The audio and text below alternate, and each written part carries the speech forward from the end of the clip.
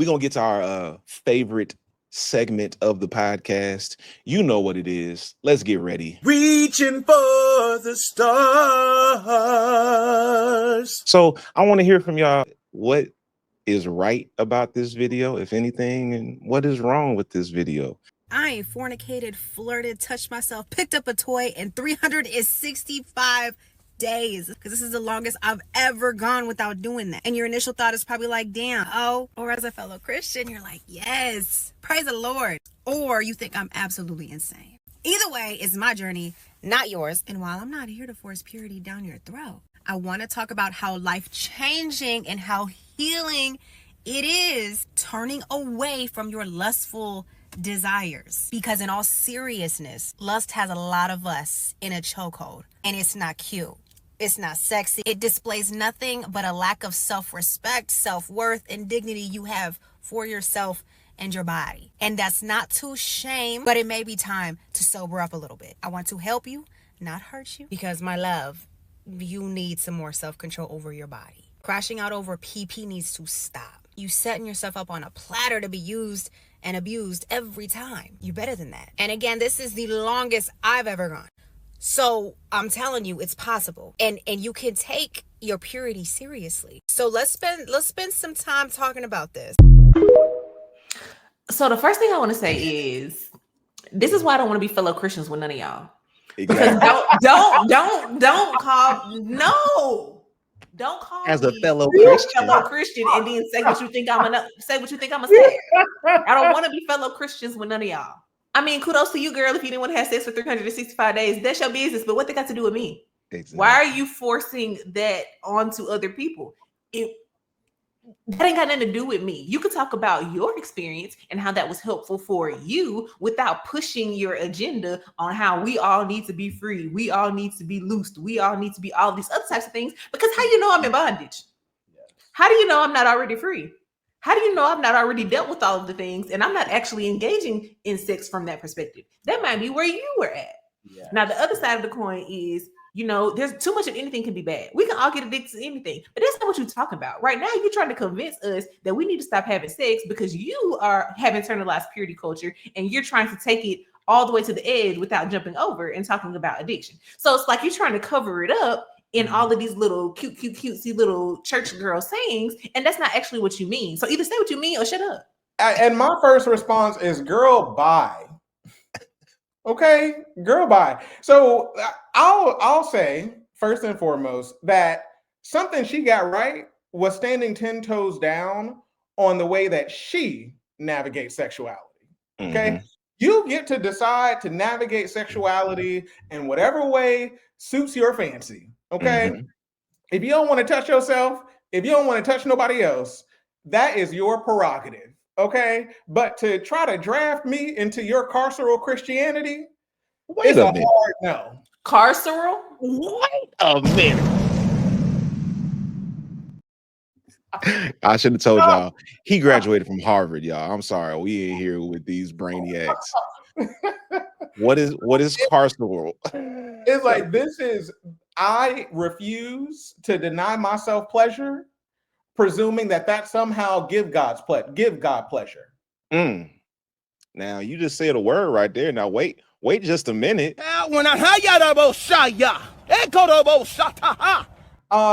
She did this thing that a lot of conservative, evangelical Christians do, where they are attempting to engage and proselytize you in an underhanded way. And they say, I'm not saying, but. Boom. I'm not suggesting that you, but. Right. Boom. And so it's that but, right? Because they have plausible deniability with the but. Right? So you can't say I'm slut shaming because I said but. Or you can't say I told you to do this because I'm just saying that if you do this, then this is what that means. And so there's a way that she engaged rhetorically that was actually deceptive and problematic. It was like, I mean, no disrespect. Now here's some disrespectful shit. She said, I'm not trying to shove purity down your throat, but here's some purity, like to shove down your throat. I'm not trying to shame you, but here's some shame. It's like, just call it what it is. That's my thing. What I hate is what you were talking about, Don. It's like you want to do the thing without calling the thing what it is. If you would just acknowledge that your sexual ethic is rooted in shame, at least we can have an honest conversation. At least we can have an honest conversation about what do you believe lust is? Like, what exactly does lust mean to you? Because I got a feeling if we asked her what does lust mean, she will probably say this. I mean, it means what it means.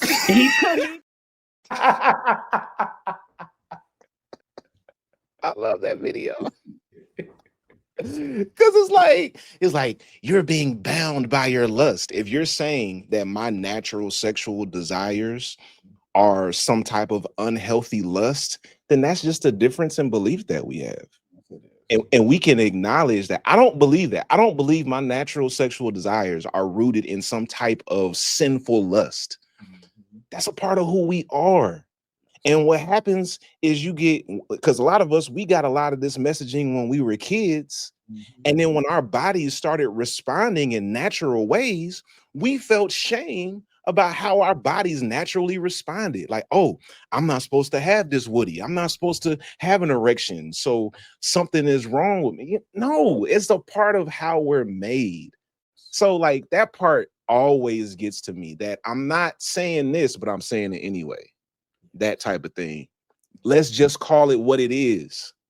You are shoving purity culture down people's throat, and you are imposing shame on people about their sex, because that's the whole ethic of fundamentalist Christianity.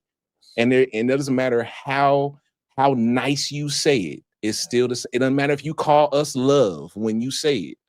It's still some bullshit, in my opinion.